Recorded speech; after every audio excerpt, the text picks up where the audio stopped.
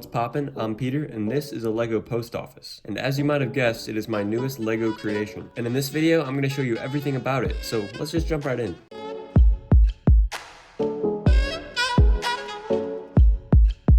So starting with the exterior, let's just talk about the general theme of this building. It's kind of themed around a 50s or 60s American gas station, which is probably kind of obvious because it's red, white, and blue. And I don't know if you've ever seen a classic US gas station. But obviously, like I said, this is a post office, and I guess you could consider it like a classic gas station that was renovated into a post office, which is kind of convenient considering the USPS colors are red, white, and blue as well. So on the outside you can see that there's a sign, which is not really a postal related sign, it's just a sign, and it's sitting in a bed of flowers. So unfortunately, the way I designed this sign means it is not attached to the base very well, but because I wasn't focused on making it sturdy, that meant I could do whatever I wanted with the design. So I went with this V shape that I think is kind of clever, and here's a little clip of how I put it together. Hey, that kind of rhymed.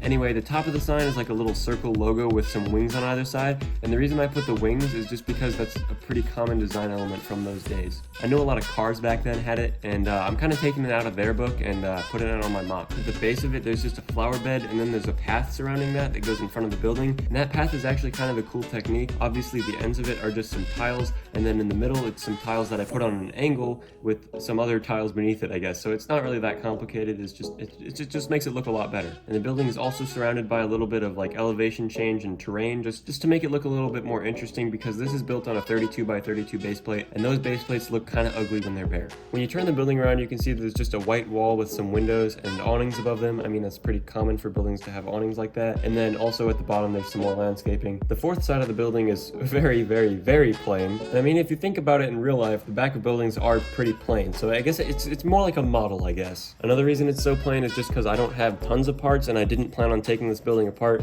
so I didn't want to use up all my parts on it and like not have any left afterward. That would kind of suck. Moving on to the roof, you might be wondering how those skylights are held in, and actually it's kind of a really, really weird technique. One day I was just fiddling around looking at these windows, like how am I going to put these in, and I noticed that they have these little shutter clips, and I'm like, hey, you could use that to hold them in. So yeah, these skylights are actually just resting on the little clips, and I alternated the directions because you can't put the clips against each other, it doesn't physically work, and it just happened to fit perfectly with the design of the roof I was going with. So I'm actually pretty proud of coming up with that, even though it was just blind luck. Another notable mention about this roof is the little corner cap here. Now I ordered this on Bricklink like a month ago, or maybe more than that, I don't know. It was in the Hogwarts video if you hadn't seen that. Anyway, I ordered this on Bricklink because I didn't have the right piece, and I figured out that these are only made like in the 60s and in late 50s too. So this Lego piece is actually over 50 years old, which is kind of astounding. And that makes sense because it's kind of warped. Look, whatever. I'm starting to ramble, so let's move into the interior.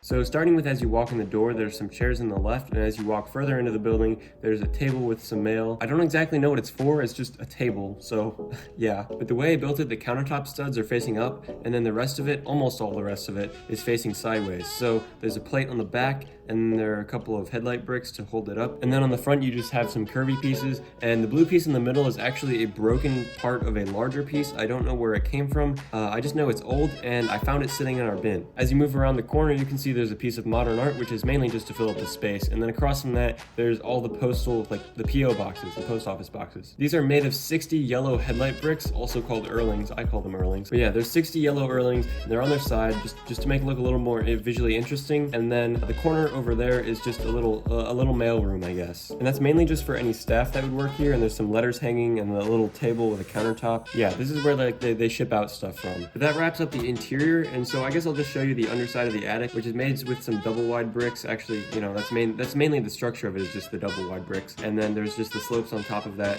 and it attaches. I guess you can kind of see. So yeah, but I think that's gonna be about it for this mock. So let me know what you think in the comments. Also feel free to follow me on Instagram at pml_bricks, where I post some stuff occasionally, not too often. You might want to check it out. But I really do think that it's gonna be all for this video. So thank you for watching. Subscribe if you want to, and see ya.